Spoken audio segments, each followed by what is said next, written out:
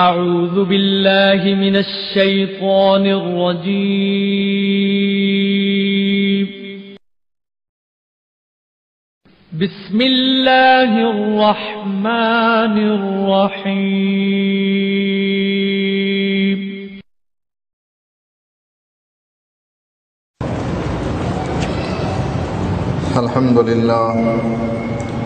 الحمد لله نحمده ونستعينه ونستغفره ونعوذ بالله من شرور أنفسنا ومن سيئات أعمالنا.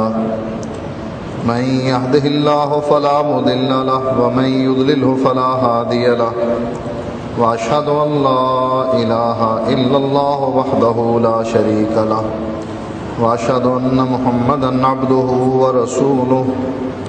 أما بعد فإن خير الحديث كتاب الله وخير الهدي هدي محمد صلى الله عليه وسلم وشر الأمور محدثاتها وكل محدثة بدعة وكل بدعة ضلالة وكل ضلالة في النار.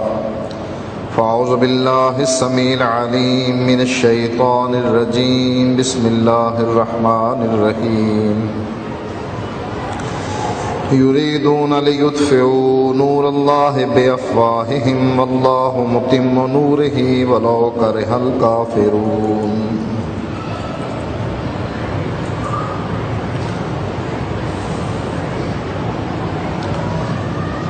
اسلام کے خلاف ایک بہت بڑی سازش ہو رہی ہے اور ہم اس سے غافل ہیں. سازش کرنے والے وہ لوگ ہیں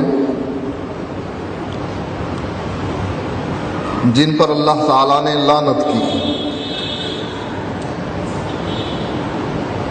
جن پر رب غضبناک ہوا، جن کی شکلوں کو بندروں اور خنزیروں کی شکلوں میں بدل دیا گیا.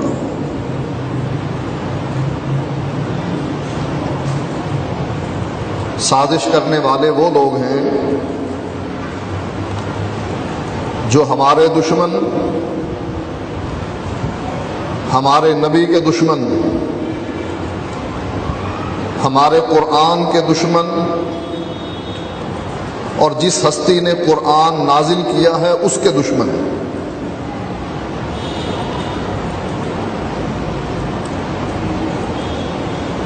جن کے منہوں سے ہم یہ بکواس سنتے ہیں کہ مکہ اور مدینہ دہشت گردی کی جگہ، دہشت گردی کے مراکز ہیں، وہاں کی یونیورسٹیاں دہشت گردی کی تعلیم دیتے ہیں. ان یونیورسٹیوں میں وہاں کے اساتذہ دہشت گردی کی تعلیم دیتے ہیں. قرآن خود دہشت گردی سکھاتا اور دہشت گردی اس وقت ختم ہوگی جب خانہ کعبہ کو گرا دیا جائے گا.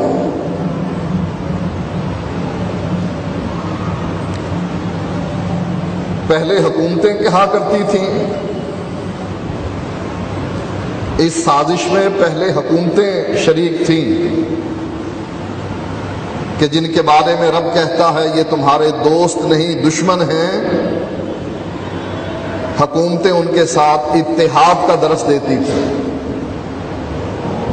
اتحاد بین المذاہب، کانفرنسیں اپنے اپنے ملک میں منعقد کرواتی تھیں جن میں مسلمانوں کو، عیسائیوں کو، یہودیوں کو جمع کیا جاتا تھا. اور پھر یہی بات ہماری جماعت کے بڑوں کے منہ میں ڈال دی کہ یہ مشرک نہیں، اہل کتاب عیسائی اور یہودی یہ مشرک نہیں، قبر پرست مشرک نہیں، یہ فاسق فاجر ہیں، ان کے لیے قرآن کی علیحدہ اصطلاح. وہ تو اللہ کا شکر ہے کہ اس نظریے کو کسی نے بھی نہ مانا۔ یہ نظریہ ویسے ہی رد کر دیا گیا جیسے مسیلمہ کذاب کی نبوت کو رد کر دیا گیا تھا۔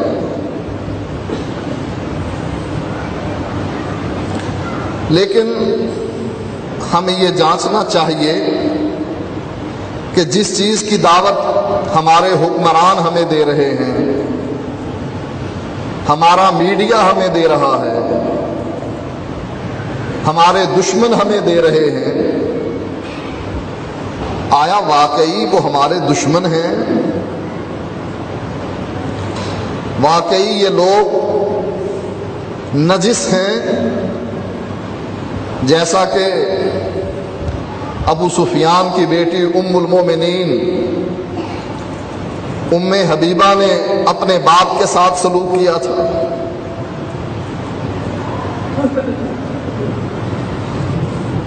نبی اکرم صلی اللہ علیہ وآلہ وسلم نے جب مکے کے لوگوں نے صلح حدیبیہ کی خلاف ورزی کی تو اللہ کے نبی نے ان کے سامنے یہ بات رکھ دی کہ اگر تم صلح حدیبیہ کو نہیں مانتے ہو تو کہہ دو صلح حدیبیہ ٹوٹ گئی، وہ تحریر ختم ہو گئی۔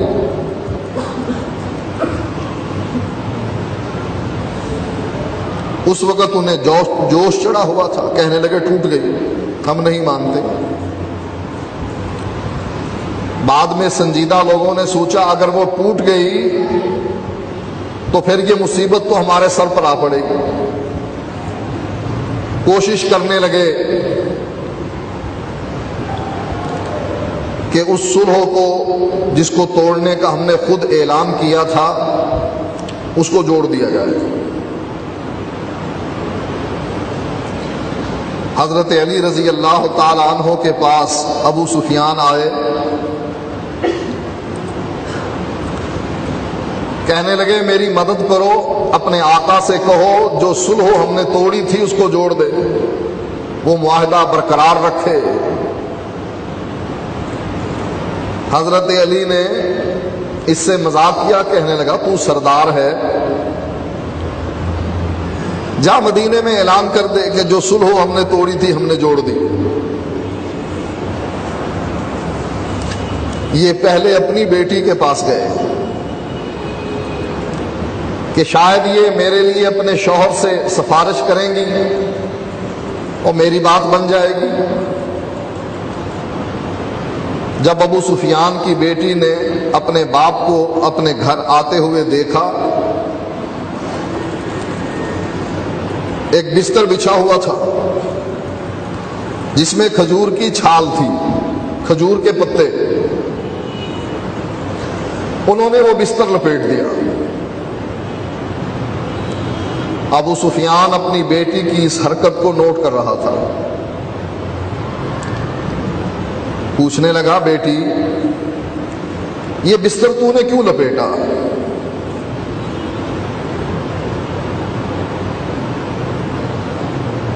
کیا یہ بستر میرے قابل نہیں،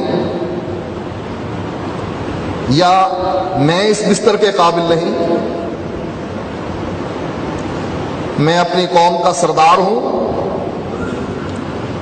اور یہ معمولی سا بستر ہے، کیا تو سمجھتی ہے کہ یہ بستر میرے قابل نہیں؟ کوئی اچھا بستر بچھانا چاہیے،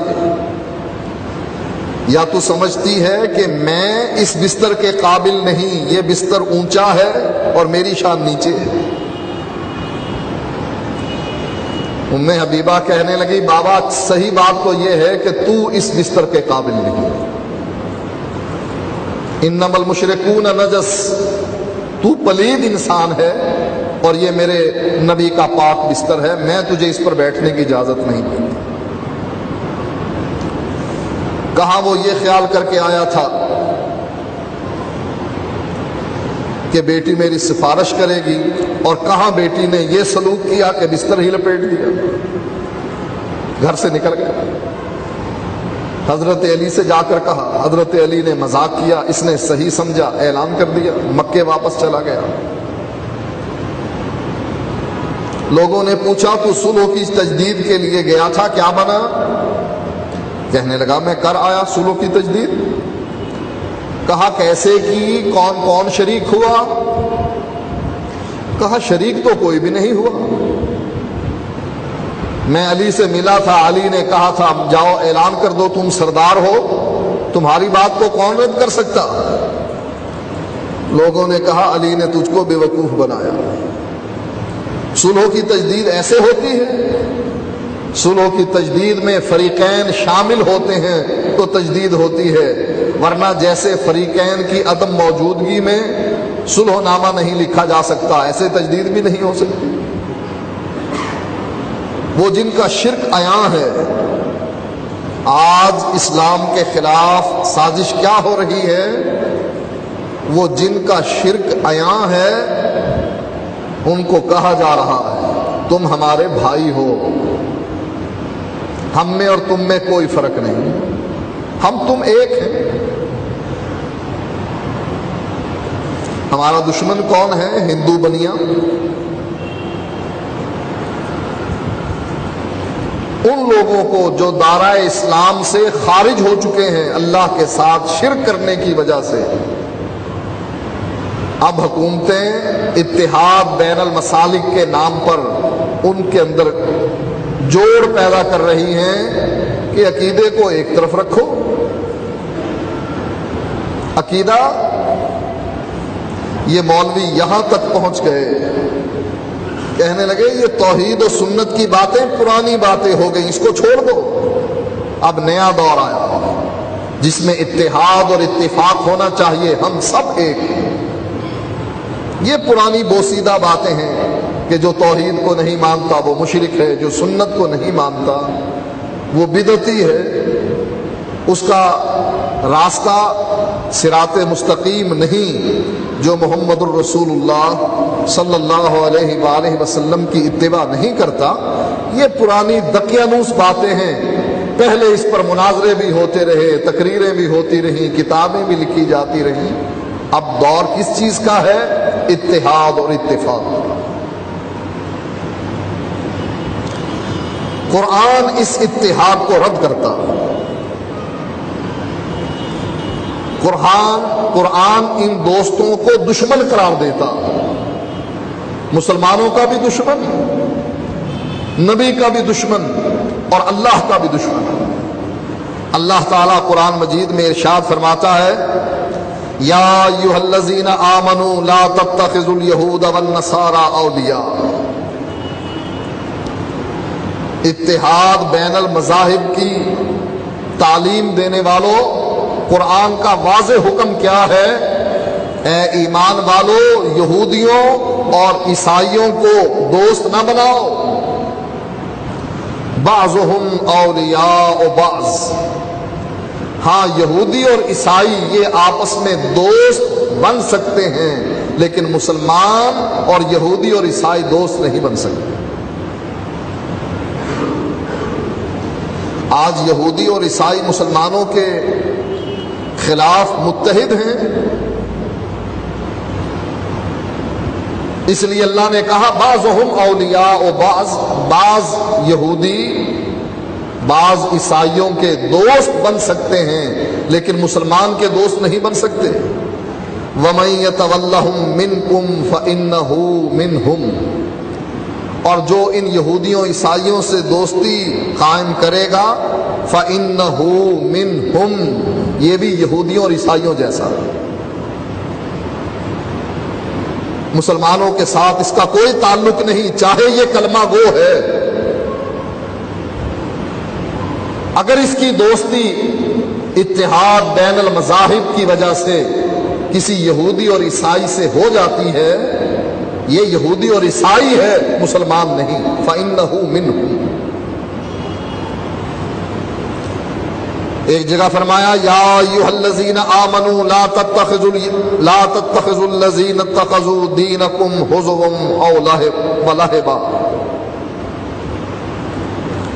اے ایمان والو، ان لوگوں کو اپنا دوست نہ بناؤ، اتخذوا دینکم ہزوا و لعبا، جنہوں نے تمہارے دین کو ٹھٹھا مذاق بنا رکھا۔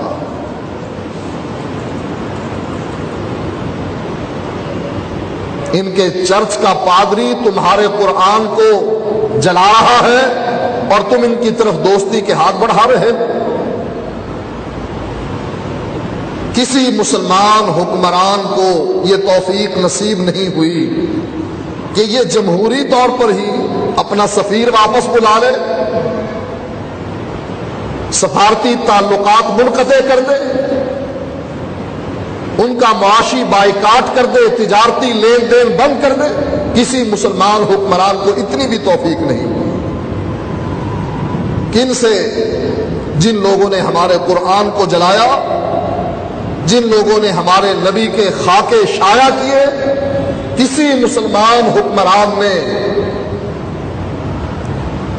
اس کافر حکومت کا بائیکاٹ نہیں کیا۔ فرمایا من الذین اوتوا الکتاب من قبلکم، یہ کون لوگ ہیں جو تمہارے دشمن ہیں، جنہوں نے تمہارے دین کو ٹھٹھا اور مذاق بنا رکھا ہے کہ تمہاری عورتیں ان کے ممالک میں پردہ تک نہیں کر سکتی ہیں، نقاب نہیں اوڑھ سکتی، ان کو اداروں میں پڑھنے کی اجازت نہیں جو لڑکی نقاب پہن کر اوڑھ کر ایسے یونیورسٹیوں یا ایسے سکولوں میں جاتی ہے۔ جن لوگوں نے تمہارے دین کو ٹھٹھا مذاق بنا رکھا ہے وہ کون لوگ ہیں؟ وہ لوگ ہیں جن کو تم سے پہلے تورات دی گئی، انجیل دی گئی۔ والکفار، تمہارے دین کو ٹھٹھا مذاق بنانے والے وہ کافر ہیں۔ تم کیا کرو؟ ان کو دوست نہ بناؤ۔ واتقوا اللہ، اللہ سے ڈرو۔ ان کنتم مؤمنین، اگر تمہارے اندر ایمان کی رتی بھی باقی ہے، اگر تم ایماندار ہو، اللہ سے ڈرو۔ تم یہ کر کیا رہے ہو؟ کسی کافر کو، کسی یہودی اور عیسائی کو جن کو اللہ نے کتاب دے رکھی ہے، ان کو دوست نہ بناؤ۔ کیوں؟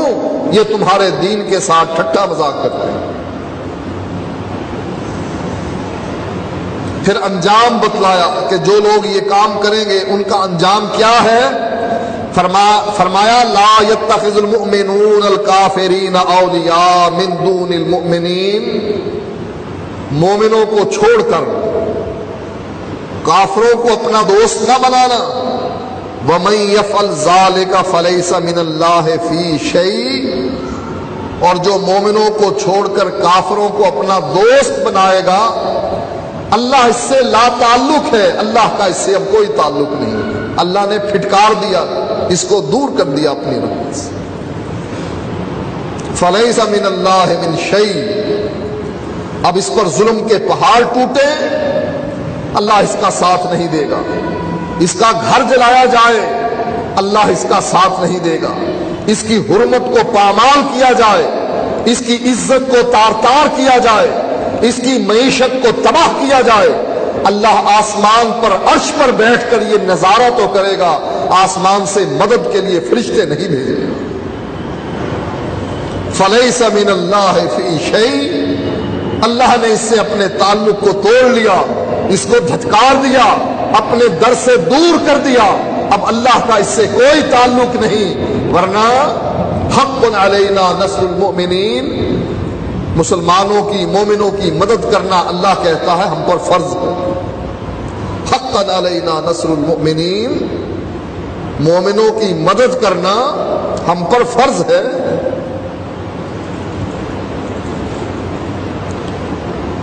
اللہ یہاں ان لوگوں کو اپنا دشمن قرار دیتا، فرمایا یا ایھا الذین آمنوا لا تتخذوا عدوی وعدوکم اولیاء، اے ایمان والو میرے دشمن کو اور اپنے دشمن کو دوست نہ بنانا۔ لا تتخذوا عدوی وعدوکم اولیاء، میرے دشمن کو اور اپنے دشمن کو دوست نہ بنانا. تلقون الیہم بالمودہ، تم ان کی طرف دوستی کا ہاتھ بڑھاتے ہو.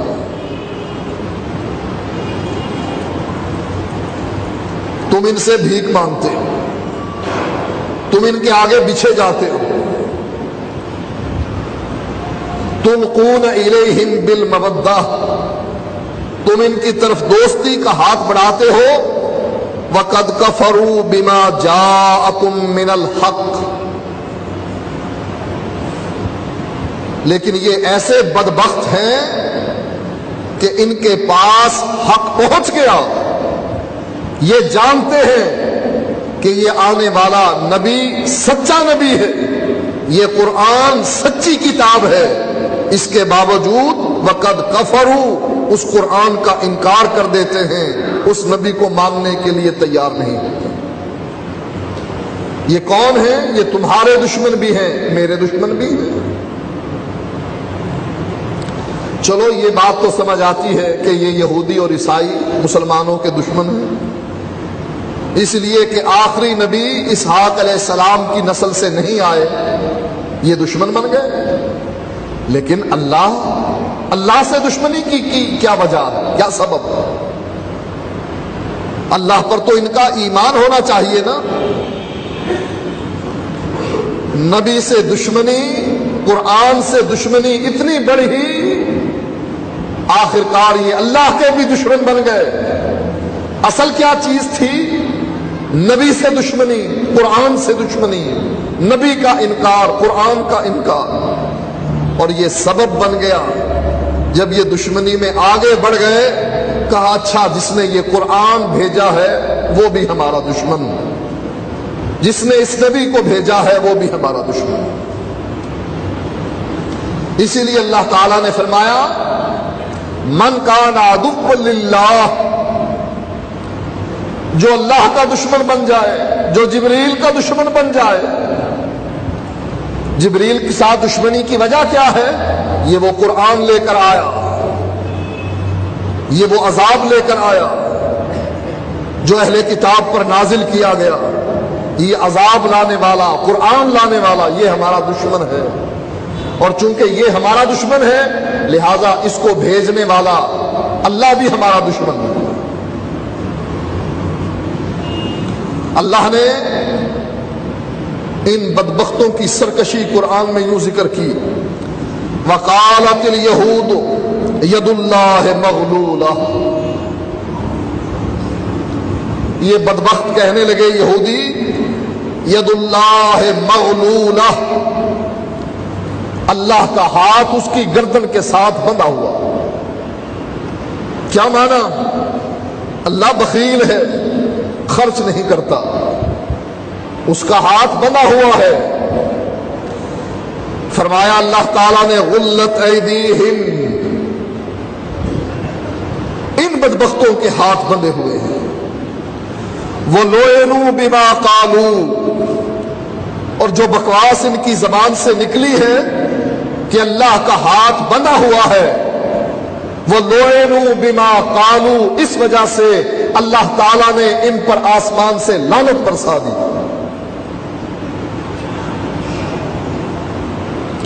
بل یداہ مبسوطتان، اللہ فرماتا ہے میرے ہاتھ تو کھلے ہوئے ہیں، ينفق کیف یشاء، میں جیسے چاہتا ہوں خرچ کرتا ہوں.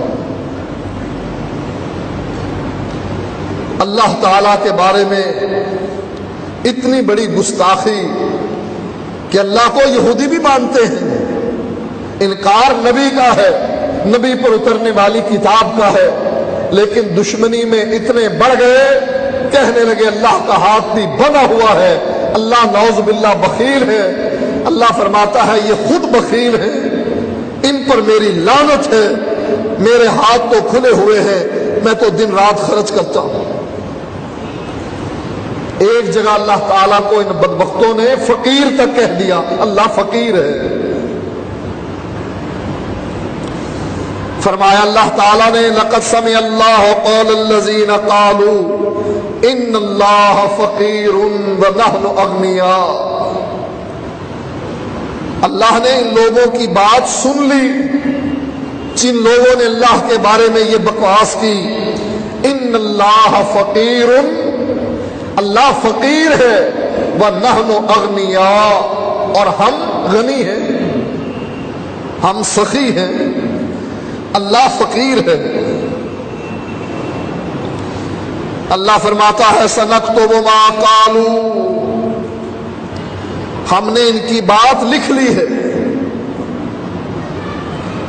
ایک دن آئے گا ہم ان ظالموں کو سامنے کھڑا کر کے پوچھیں گے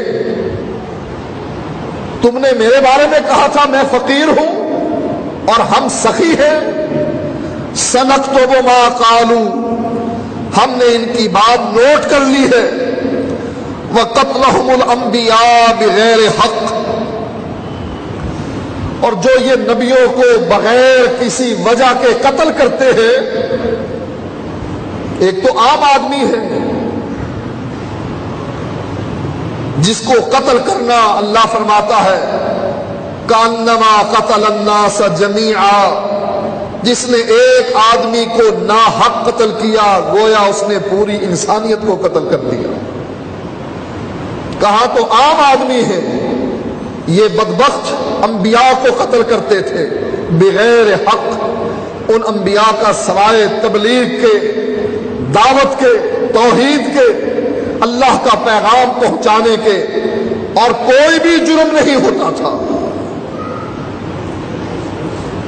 آج بعض لوگ انہی یہودیوں کی سنت پر عمل کرتے ہوئے ان علماء کے خلاف زبان دراز کرتے ہیں جن کا مشن اللہ کی توحید پھیلانا، محمد الرسول اللہ کی رسالت بیان کرنا، توحید و سنت کے علم کو بلند کرنا۔ آج بعض لوگ انہی یہودیوں کی سنت پر عمل کرتے ہوئے ایسے علماء کے خلاف محاذ بنا رہے ہیں کہ کسی طریقے سے یہ آواز بند کروا دی جائے۔ توحید کو پرانا فرسودہ قول کہہ کے کہ یہ پرانی بات ہو گئی کہ توحید توحید توحید، کئی سالوں کی بات ہے۔ ایک جگہ پروگرام ہوا، جلسہ ہوا، سب اکٹھے تھے، تقریر کرنے والے نے توحید کی آیات تلاوت کر دی، نبی کی سنت اور اتباع کی اہمیت بیان کر دی، اور جو توحید کو نہیں مانتے، قبر پرست اور نبی کی اتباع نہیں کرتے، ان کو ان کے انجام سے ڈرا دیا گیا۔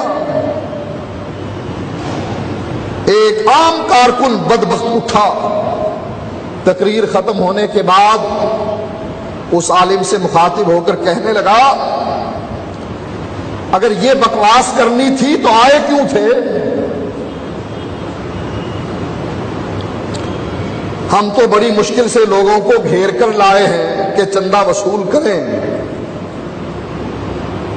تم نے اگر یہ بکواس کرنی تھی تو یہاں آنے کی ضرورت کیا تھی؟ یہ کس کی سنت ہے؟ یہ یہودیوں کی سنت ہے، اہل کتاب کی، کہ انبیاء جو توحید کا علم بلند کرتے ہیں، اللہ کا پیغام پہنچاتے ہیں، وہ وہی جو ان پر اترتی ہے فَاسْتَعْ بِمَا تُؤْمَرُ وَأَعْرِضْ عَنِ الْجَاهِلِينَ، اے نبی پہنچا جو تجھ پر میں نے نازل کر دیا، اور جو جاہل ہیں ان سے اعراض کر، منہ پھیر لے۔ وَاللَّهُ يَعْصِمُكَ مِنَ النَّاسِ، ڈرنا نہیں، ان کے ہاتھوں سے محفوظ کرنا یہ میرا کام ہے۔ یہودیوں کا جرم دوسرا کیا تھا؟ ایک تو کہا کہ اللہ فقیر، دوسرا انبیاء کو جو حق کا پیغام پہنچانے والے ہیں ان کو قتل کیا کرتے تھے۔ وَنَقُولُ ذُوقُوا عَذَابَ الْحَرِيقِ، ہم قیامت کے دن وَنَقُول، ہم کیا کہیں گے؟ ذُوقُوا عَذَابَ الْحَرِيقِ، جلنے کے آگ کے عذاب کو چکھو، یہ تمہارا انجام۔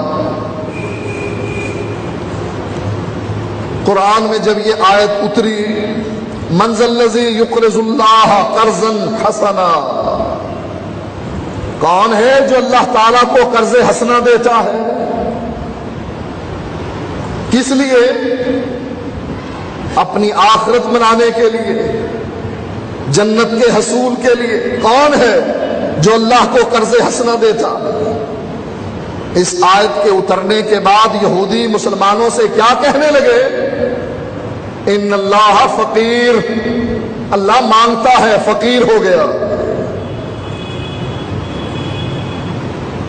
اللہ تعالیٰ نے قرآن میں اس بات کا تذکرہ کر کے کہا کہ ہم نے یہ بات لکھ لی ہے اس وقت کے لیے جب کوئی کسی کا ساتھ نہیں دے گا، جب حساب و کتاب دینے کے لیے تم میرے پاس آؤ گے، میں نے اس وقت کے لیے یہ بات لکھ لی ہے، اور یہ بھی لکھ لیا ہے کہ تم نے ہمارے انبیاء کو قتل کیا، ہم تمہیں پھر اس کا مزہ چکھائیں۔ ان کی ایک اور گستاخی اللہ قرآن میں ذکر کرتا ہے، وَقَالُوا اتَّخَذَ الرَّحْمَنُ وَلَدًا، یہ بدبخت کہتے ہیں رحمان نے اولاد بنا لی ہے، بیٹے بیٹیاں گھڑ لی ہیں۔ اللہ فرماتا ہے لَقَدْ جِئْتُمْ شَيْئًا إِدًّا، بہت بڑا گناہ تم نے کیا ہے یہ بات کہہ کر کہ اللہ نے اولاد بنا لی ہے۔ یہ معمولی غلطی نہیں، یہ بہت بڑی غلطی ہے، بہت بڑا گناہ ہے جس میں تم نے یہ کہہ کر کہ اللہ نے اولاد بنا لی ہے اس کا ارتکاب کیا۔ فرمایا یہ اتنا بڑا جرم ہے، تقاد السماوات یتفطرن منہ وتنشق الارض وتخر الجبال حدا، قریب ہے کہ اس بات کی وجہ سے آسمان پھٹ جائے، زمین شک ہو جائے اور پہاڑ ریزہ ریزہ ہو جائیں، ان دعوا للرحمن ولدا، کہ تم اللہ تعالیٰ کی اولاد ثابت کرتے ہو کہ اللہ نے بیٹے اور بیٹیاں بنا لی ہیں۔ نبی اکرم صلی اللہ علیہ وسلم فرماتے ہیں، اور یہ حدیث قدسی ہے، فرمایا قال اللہ تعالی کذبنی ابن آدم ولم یکن لہ ذلک، اللہ یہ فرماتا ہے کہ آدم کے بیٹے نے مجھے جھٹلا دیا، میری تکذیب کر دی، اور اس کے لیے یہ روا کہ وہ میری تکذیب کرتا۔ وشتمنی، آدم کا بیٹا مجھے گالیاں نکالتا ہے، ولم یکن لہ ذالک، اور آدم کے بیٹے کے لیے یہ روا نہ تھا کہ وہ مجھے گالیاں نکالتا۔ فرمایا فاما تکذیبہ ایایا فقولہ لن یعیدنی کما بدانی، اس کا تکذیب کرنا، اس کا مجھے جھٹلانا، اس کی یہ بات کہ اللہ مجھے دوبارہ زندہ نہیں کرے گا جیسے اس نے مجھے پہلے پیدا کیا، یہ اس کی بات میری تکذیب ہے۔ وَلَيْسَ أَوَّلُ الْخَلْقِ بِأَهْوَنَ عَلَيَّ مِنْ عِيَادَتِهِ، حالانکہ اس کو دوبارہ پیدا کرنا میرے لیے کوئی مشکل نہیں، جب میں نے اس کو اس حال میں پیدا کیا، هَلْ أَتَىٰ عَلَى الْإِنسَانِ حِینٌ مِّنَ الدَّهْرِ، جب اس پر ایک ایسا وقت بھی آیا کہ اس کا نام و نشان نہیں تھا، میں نے پانی کے قطرے سے اس کو پیدا کر دکھایا۔ اس کا میری تکذیب کرنا، اس کا یہ قول ہے، یہ کہنا کہ اللہ مجھے دوبارہ پیدا نہیں کرے گا، حالانکہ دوبارہ پیدا کرنا میرے لیے کوئی مشکل نہیں۔ مشکل ہوتا تو پہلی دفعہ پیدا کرنا مشکل ہوتا، کہ پہلے تو میٹیریل ہی نہیں تھا، اب تو میٹیریل سارا موجود ہے، مٹی کے اندر ذرات موجود ہیں۔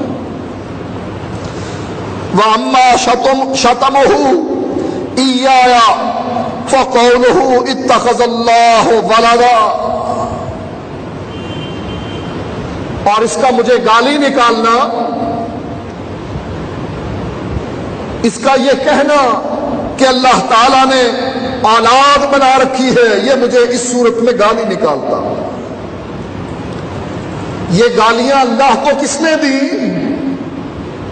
اللہ قرآن میں بیان کرتا ہے، قالت اليہود عزیر ابن اللہ وقالت النصارى المسیح ابن اللہ۔ یہ گالیاں کس نے دی اللہ کو؟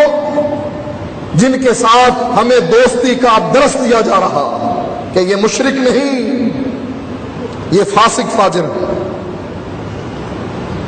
اہل کتاب سے دوستی کا ہاتھ بڑھاؤ، اتحاد بین المذاہب قائم کرو۔ کن سے دوستی کا ہاتھ بڑھاؤ؟ جو اللہ کو اس صورت میں گالیاں نکالتے ہیں۔ یہودی کہنے لگے عزیر ابن اللہ، عزیر اللہ کا بیٹا، وقالت النصارى المسیح ابن اللہ، عیسائی کہنے لگے مسیح اللہ کا بیٹا۔ اللہ ان دونوں کا جواب دیتے ہوئے فرماتا ہے قاتلہم اللہ، اللہ ان دونوں کو ہلاک کرے، یہودیوں کو بھی عیسائیوں کو بھی۔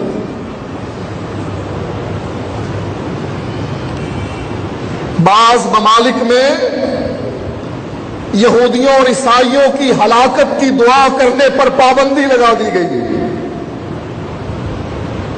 بعض ممالک میں قرآن کی ان آیات کی تلاوت پر پابندی لگا دی گئی جس میں ان کی مذمت بیان کی گئی، اور ہمیں ان سے دوستی کا درس دیا جا رہا۔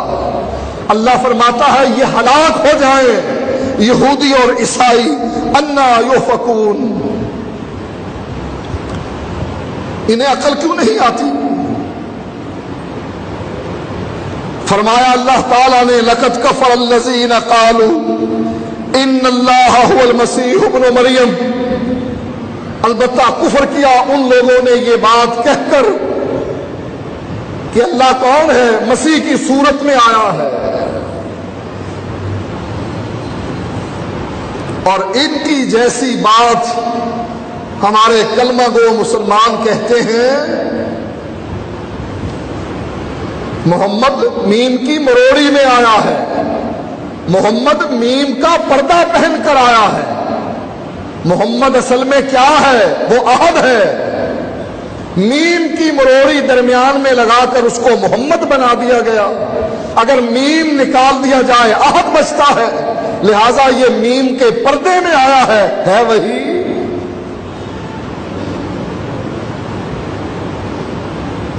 یہ بات کہنا یہ ویسے ہی کفر ہے جیسے یہودیوں اور عیسائیوں کا کفر ہے، اور ان لوگوں کو اپنا بھائی قرار دے کر یہ کہنا کوئی فرق نہیں ہم میں، ہم ملت اسلامیہ میں ایک جیسے ہیں، یہ کہنا ویسے ہی کفر ہے جیسے یہودیوں اور عیسائیوں کا کفر ہے۔ جو غیر اللہ کی پوجا کرتا ہے، غیر اللہ کی عبادت کرتا ہے، وہ دائرہ اسلام سے ایسے ہی خارج ہے جیسے ابو جہل اور ابو لہب خارج۔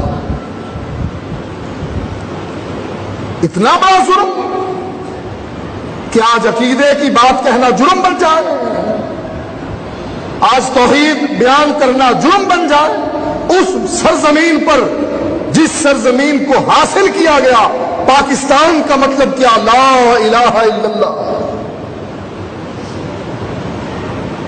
اتنا بڑا ظلم کہ آج قبر پرستوں کو اپنا بھائی قرار دے کر اور جو توحید کو بیان کرے اس کے بارے میں کیا فتویٰ لگے، یہ تکفیری ہے۔ تکفیری، تکفیری کا معنی کیا ہے؟ جو اللہ کو کافر کہے۔ تکفیری کا معنی یہ ہے جو لوگوں کو کافر قرار دے وہ تکفیری۔ لہذا تم قبر پرستوں کو کافر کہتے ہو، لہذا تم بھی تکفیری۔ پھر کیا حکم لگے گا اللہ کی ذات پر؟ اللہ کہتا ہے لقد کفر الذین قالوا، یہ اللہ کفر کا فتویٰ لگاتا ہے کن پر؟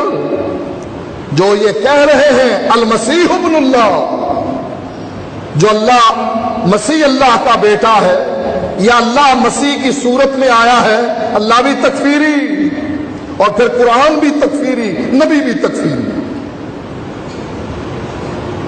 کفر کا اسی لیے تو یہ کہتے ہیں نا یہودی اور عیسائی، جب تک مسلمانوں کے پاس قرآن ہے دہشت گردی پھیلے گی، یہ یہودیوں اور عیسائیوں پر حملے کریں گے، یہ یہودیوں اور عیسائیوں کے دوست نہیں بنیں گے۔ کیوں؟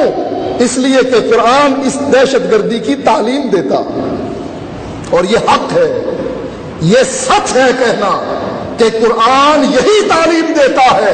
یہودی اور عیسائی ہمارے دشمن ہیں، دوست نہیں۔ وَلَن تَرْضَىٰ عَنْكَ الْيَهُودُ وَلَا النَّصَارَىٰ، اے نبی نہ کوئی یہودی تیرا دوست بن سکتا ہے نہ عیسائی بن سکتا ہے، حَتَّىٰ تَتَّبِعَ مِلَّتَهُمْ، جب تک کہ تو عیسائی اور یہودی نہیں بن جاتا۔ ان کا کہنا سچ ہے، قرآن یہی تعلیم دیتا۔ اور اگر یہ دہشت گردی ہے، ہم سب دہشت گرد ہیں۔ قرآن کی یہ تعلیم اگر دہشت گردی ہے، ہم سب دہشت گرد ہیں۔ اور فرمایا نبی اکرم صلی اللہ علیہ وآلہ وسلم نے، اور فرمایا بھی کس موقع پر؟ جب اللہ کے نبی اس دنیا سے جا رہے تھے، دنیا کی زندگی ختم ہو رہی تھی، بستر مرگ پر لیٹے ہوئے تھے، چہرے پر چادر اوڑھ رکھی تھی، گھبراہٹ کی وجہ سے اللہ کے نبی نے اپنی چادر کو چہرے سے علیحدہ کہا، علیحدہ کر کے فرمایا لعن اللہ الیہود والنصارى، اللہ لعنت کرے یہودیوں پر اور عیسائیوں پر۔ کیوں؟ انہوں نے مسلمانوں کی کوئی بھینس چوری کی، زمین پر قبضہ کیا؟ نہیں۔ جرم کیا ہے؟ اتخذوا قبور انبیائہم مساجدا، ان لوگوں نے شرک کی بنیاد رکھ دی، اپنے نبیوں کی قبروں پر جھک گئے۔ جو اپنے نبی کی قبر پر جھکے، اللہ کے نبی اس کو ملعون کہیں، یہ دہشت گردی نہیں؟ نبی کی قبر پر جھکنا یہ لعنت کا کام ہے، اور بزرگوں کی قبر پر جھکنا، سجدے کرنا، ان سے منتیں ماننا، چڑھاوے چڑھانا اسلام ہے؟ لعنت ہے ایسے اسلام پر۔ اسلام کیا ہے؟ لا الہ الا اللہ، کوئی نہیں اللہ کے علاوہ، سارے محتاج، سارے فقیر، سارے ذلیل، عزت والا ایک اللہ، یا جس کو وہ اللہ عزت دے وہ عزت والا، نبی عزت والا، نبی کے ماننے والے عزت والے۔ یہ عزت کون دے رہا ہے؟ اللہ دے رہا ہے۔ نبی اکرم صلی اللہ علیہ وآلہ وسلم اللہ کی یہ بات نقل کر کے فرماتے ہیں وَأَنَا الْأَحَدُ الصَّمَدُ، لوگ تو میری اولاد بناتے ہیں، وَأَنَا الْأَحَدُ الصَّمَدُ، میں احد ہوں، ایک، الصمد، بے نیاز ہوں، الذی لم الد ولم اولد، میں وہ ذات ہوں، نہ میرا باپ ہے نہ میرا بیٹا،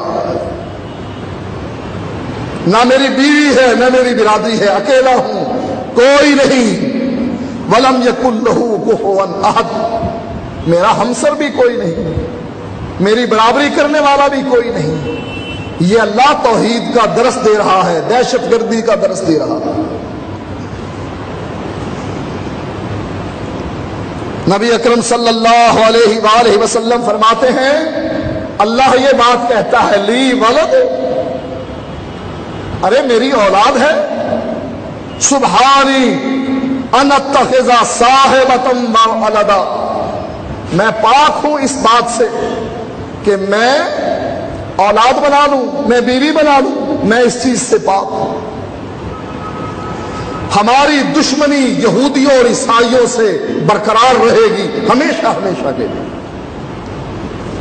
لیکن جس قرآن کو تم دہشت گردی کہتے ہو کہ یہ دہشت گردی کی تعلیم دیتا ہے، وہ قرآن اس کا حل بھی بتلاتا ہے کہ یہ دشمنی دوستی میں بدل کیسے سکتی ہے، ہماری دشمنی ختم کیسے ہو سکتی ہے۔ قرآن نے اس کا حل بتلایا، فرمایا قل یا اہل الکتاب، اے اہل کتاب، اے نبی ان کو کہہ دو، اے اہل کتاب تعالوا الی کلمۃ سواء بیننا و بینکم، آؤ اس اتحاد کی طرف، اس کلمے کی طرف، اس بات کی طرف جو ہمارے اور تمہارے درمیان برابر ہے۔ اس بات کو تم بھی مانتے ہو، ہم بھی مانتے ہیں، تمہاری تورات اور انجیل میں بھی لکھا ہے، ہمارے قرآن میں بھی موجود ہے، سواء بیننا و بینکم، کوئی اختلاف نہیں، وہ بات تمہارے درمیان بھی مسلم ہے اور ہمارے درمیان بھی مسلم ہے۔ کیا؟ اللہ نعبد الا اللہ، ہماری دشمنی دوستی میں بدل سکتی ہے کب؟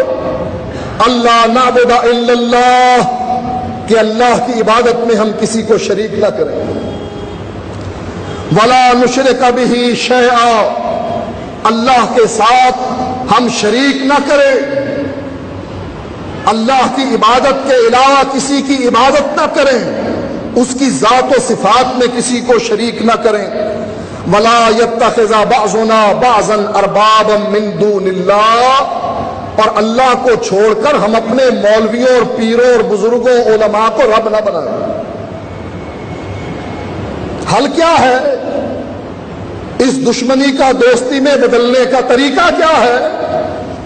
آؤ اس بات کا اقرار کرو کہ ہم اللہ ہی کی عبادت کریں گے، اللہ کے ساتھ کسی کو شریک نہیں کریں گے، اور ہم اللہ کو چھوڑ کر کسی کو اپنا رب نہیں بنائیں گے۔ فَإِن تَوَلَّوْا، اگر مان جاتے ہو، تم ہمارے بھائی ہو، ہمارے دینی بھائی ہو، کلمے میں شریک ہو، حکومت تمہاری، سلطنت تمہاری، مال تمہارا، ہم یہی سرحد سے واپس پلٹ جائیں۔ فَإِن تَوَلَّوْا، اور اگر تم اس بات کو مانتے نہیں، فَقُولُوا اشْهَدُوا بِأَنَّا مُسْلِمُونَ، پھر اس بات کی گواہی دینا کہ ہم تو مسلمان ہیں، تم کافر ہو، ہم اللہ کی عبادت کرنے والے اور تم غیر اللہ کو پوجنے والے، ہم اللہ وحدہ لا شریک کو ماننے والے اور تم اس کے ساتھ اپنے نبیوں کو شریک کرنے والے، ہم اللہ کے قرآن اور نبی کی حدیث کو تسلیم کرنے والے اور تم اپنے مولویوں کی باتوں کو شریعت بنانے والے۔ فَقُولُوا اشْهَدُوا بِأَنَّا مُسْلِمُونَ، پھر گواہی دینا آج بھی اور قیامت کے دن کہ یہ لوگ تو مسلمان تھے، ہم خود کافر تھے۔ انجام اس کا کیا ہوا؟ یہ نہیں کہ یہ معمولی بات ہے، آئی گئی ہو گئی، اللہ کو دشمن بنا کر، نبی کو دشمن بنا کر، قرآن سے دشمنی کر کے، جبریل سے دشمنی کر کے، مسلمانوں سے دشمنی کر کے ملا کیا؟ فرمایا وَضُرِبَتْ عَلَيْهِمُ الذِّلَّةُ وَالْمَسْكَنَةُ، ہم نے ان پر ذلت اور مسکنت کو مسلط کر دیا۔ وَبَاءُوا بِغَضَبٍ مِّنَ اللَّهِ، ذلت اور مسکینی ان کے مقدر میں لکھ دی اور اللہ کی طرف سے پلٹے تو اس حالت میں کہ اللہ کا غضب ان پر نازل ہوا۔ بِأَنَّهُمْ كَانُوا يَكْفُرُونَ بِآيَاتِ اللَّهِ، جرم کیا تھا ان کا؟ غلطی کیا تھی ان کی؟ فرمایا يَكْفُرُونَ بِآيَاتِ اللَّهِ، پہلا جرم تو یہ تھا کہ اللہ کی آیات کا انکار کر دیتے تھے۔ وَيَقْتُلُونَ النَّبِيِّينَ بِغَيْرِ حَقٍّ، اور انبیاء کو قتل کرتے تھے بغیر الحق، نا حق. ذالک بما عصوا وکانوا یعتدون، اور یہ لوگ نافرمان بھی تھے اور زیادتی کرنے والے بھی تھے. اللہ اپنے نبی سے کہتا ہے اے نبی ان کو کہہ، قل اے نبی ان کو کہہ، هل انبئکم بشر من ذالک مثوبۃ عند اللہ. اے نبی ان کو بتلا کہ میں اس آدمی کی خبر تمہیں نہ دوں، اس آدمی کے بارے میں نہ بتلاؤں جو اللہ کے نزدیک ذلیل ترین ہے، جس کا مقام، جس کی قدر و منزلت اللہ کے نزدیک بری ہے. وہ کون ہے؟ فرمایا من لعنہ اللہ،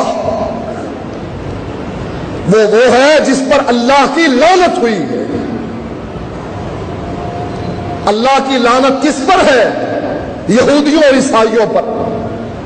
اے نبی ان کو بتلا کہ اللہ کے نزدیک یہ ذلیل ترین لوگ ہیں. کون؟ من لعنہ اللہ، جن پر اللہ نے اپنی لعنت برسائی. وغضب علیہم، اور اللہ جن پر غضبناک ہوا. اور ان کی ایک نشانی یہ بتلائی وَجَعَلَ مِنْهُمُ الْقِرَدَةَ وَالْخَنَازِيرَ، اللہ نے ان کی شکلوں کو بدل کر بندروں اور خنزیروں کی شکلوں میں کر دیا. کون تھے جن کو بندروں اور خنزیروں میں بدلا گیا؟ وہی جن سے دوستی کا ہاتھ بڑھانے کے لیے لوگ ہمیں کہتے ہیں آؤ یہ مشرک نہیں، آؤ یہ فاسق فاجر. اتحاد بین المذاہب کی جو تعلیم ہماری حکومتیں، ساری مسلمان حکومتیں دیتی، جن پر اللہ کا غضب اور لعنت ہوئی، ان کا ساتھ دینے کا ہمیں حکم دیا جا رہا ہے، ترغیب دی جا رہی. اور ان سب کا مقصد کیا ہے؟ یہودیوں کا، عیسائیوں کا، کفار کا اصل مقصد کیا ہے؟ اللہ قرآن کی اس آیت میں بیان کرتا ہے یریدون لیطفئوا نور اللہ بافواہہم. ساری طاقتوں کا، طاغوتوں کا، عیسائیوں، یہودیوں اور کافروں کا ایک ہی مقصد ہے، یریدون لیطفئوا نور اللہ بافواہہم. یہ چاہتے ہیں کہ اللہ کے نور کتاب کو بجھا دیں، جلا دیں، مٹا دیں، بدل دیں، تحریف کر دیں. کیوں جلایا جاتا ہے قرآن کو؟ اسی لیے کہ اگر قرآن رہا مسلمانوں کے اندر توحید رہے گی، توحید رہی تو اسامہ بن لادن پیدا ہوگا وہابی. کیا کیا جائے؟ اس کا حل کیا ہے؟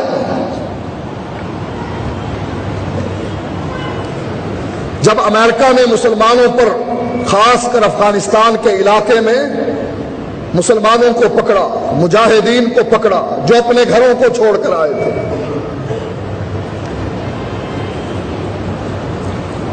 جنہوں نے یہودیوں اور عیسائیوں کے خلاف لڑنے کا فیصلہ کیا تھا، جس کو پکڑتے پوچھتے تعلیم کہاں سے حاصل کی؟ کہتے جامعہ اسلامیہ مدینہ المنورہ سے کی. دوسرے سے پوچھتے کہاں سے پڑھے ہو؟ کہا ام القری مکہ المکرمہ میں پڑھے ہیں. تیسرے سے پوچھتے تم نے تعلیم کہاں سے حاصل کی؟ کہا جامعہ امام الریاض سعودیہ میں حاصل کی. جس کو پوچھیں کوئی مکے کا پڑھا، کوئی مدینے کا پڑھا، جامعہ اسلامیہ اور ام القری کا پڑھا، کوئی جامعۃ الامام کا پڑھا. سوچا وہاں تعلیم کس چیز کی دی جاتی ہے؟ اپنے بندے بھیجے سعودی عرب میں، ریاض میں آ کر یونیورسٹیوں کا انہوں نے سلیبس چیک کیا. اس میں کیا تھا؟ اللہ کا قرآن، اس کی تفسیر، نبی کی حدیث، اس کی شرح.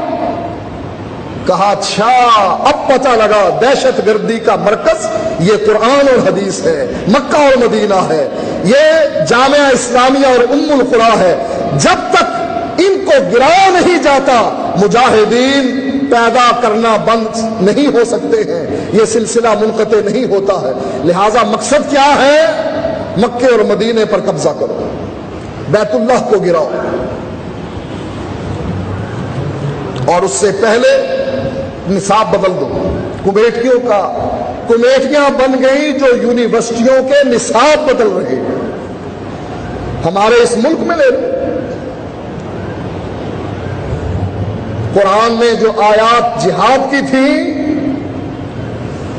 ہماری حکومت نے سلیبس سے وہ ساری آیات نکال دی۔ اب بھی یہ ہمارے بھائی ہیں، کلمہ گو ہیں، ہمارے بھائی ہیں، ہمیں ان کی طرف دوستی کا ہاتھ بڑھانا چاہیے۔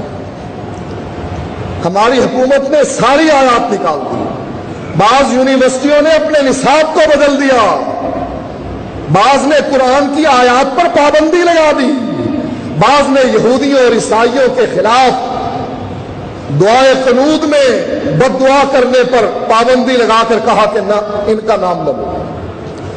ان سب کا مقصد کیا ہے؟ یریدون لیطفئوا نور اللہ، یہ چاہتے ہیں اللہ کے نور قرآن کو مٹا دیں، جلا دیں، پابندی لگا دیں۔ بے افواہہم، پھونکوں سے یہ چراغ بجھایا نہ جائے گا۔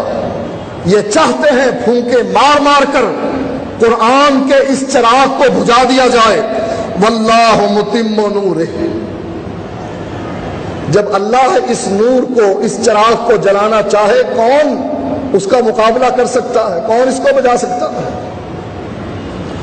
اللہ فرماتا ہے واللہ متم نورہ ولو کرہ الکافرون، کافر چاہے اس کو ناپسند کریں، اللہ اس نور کو پورا کرنے والا ہے۔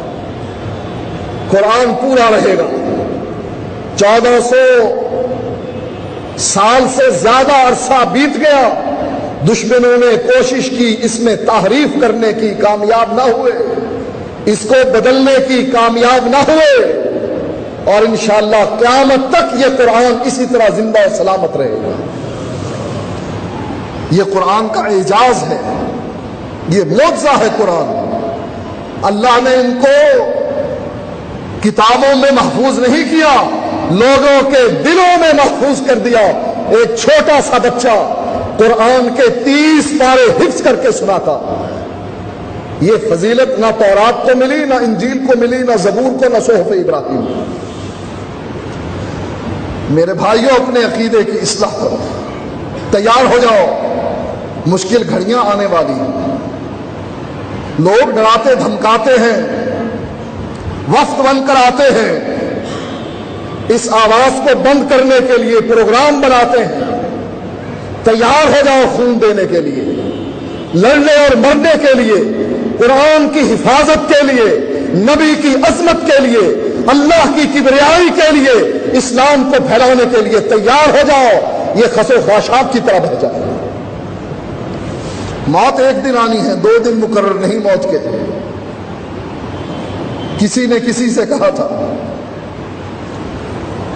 کہ پہرے دار کیوں نہیں رکھتے ہو، گن مین کیوں نہیں رکھتے ہو؟ کہا میری حفاظت خود موت نے لے رکھی ہے، جس دن اس نے آنا ہے کسی پہرے دار کے روکنے سے رکے گی نہیں، اور جس دن اس نے آنا نہیں، ساری دنیا بھی مل جائے، ساری دنیا اکٹھی ہو جائے، اس آدمی کو قتل کرنے کے لیے ساری دنیا ناکام ہوگی، وہ آدمی زندہ رہے گا۔ یہ درس دیا تھا خالد ابن ولید نے اپنے بستر پر لیٹ کر کہ میرے جسم کا کون سا حصہ ہے جو اللہ کے راستے میں زخمی نہیں ہوا، میرے جسم کے کس حصے میں تلوار نہیں لگی، تیر نہیں لگے، لیکن موت کا ایک دن مقرر ہے۔ کہاں ہے موت سے ڈرنے والے؟